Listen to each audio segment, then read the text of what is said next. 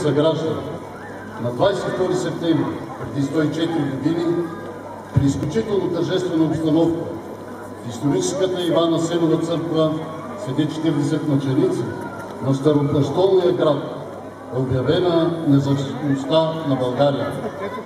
С навършването на 104 години от провъзгласяване на независимостта на Отечеството ни, този домовиден държавнически акт още по-ярко изпъква в нашата история.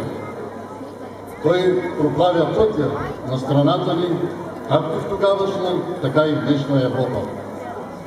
Да отдадем почет на онези, които през 1908 година ни дадоха пример за единство, съдбовни за нацията ни моменти. Да бъдем обединени днес, когато утвърждаваме мястото на страната ни в семейството на европейските народи. Нека и ние, подобно на строителите на съвременна България, да развиваме страната си по-европейски, по-свободна и независима, каквито са били и ще бъдат изходните идеали на българския народ. Има нещо знаменателно във факта, че 22 септември, денят на независимостта, е празник на нашия град.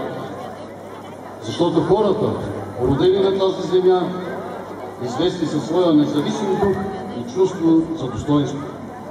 Аз не само като кмет на тази на Добринище, но и като вас съграждани, се гордея с това. Днешният празник е повод да изразя личното си уважение към всеки един от вас. Всички вие вложите частица от себе си в развитието на нашия град. Нека днес, поглеждайки се назад към безбройните делници и всекидневни грижи, чувстваме удовлетворение от постигнатото, от своя труд и усилията ни да живее и диша в ритъма на съвремието. А той, градът ни, се променя всеки изминал ден. Все повече хора започват да го търсят на картата и да пътуват към него, за да усетят нашето гостоприемство, прекрасните условия за отдих и туризъм и да се порадват на забележителната ни природа.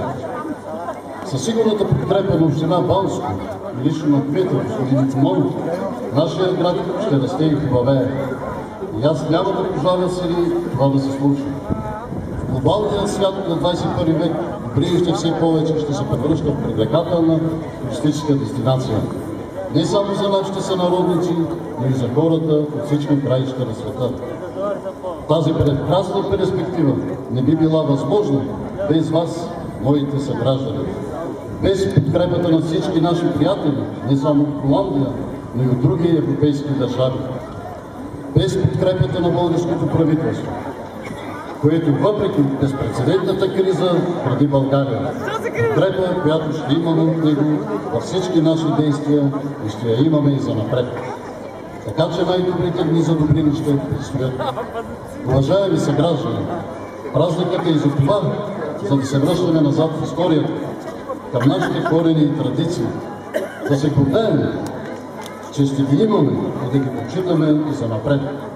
Те са и повод да гледаме с вяра към бъдещето, защото са доказателство, че ние, хората, родени на тази земя, винаги сме били и ще бъдем със силен дух и няма да се спрем нищо в името на добруване. Нека този празник бъде изпълнен не само с радост и веселие, но и повод за всички празнуващи да изразят своята любов и грижа към нашия общ дом Добринище. Честит празник и нека градът ни да пребъде. Амин.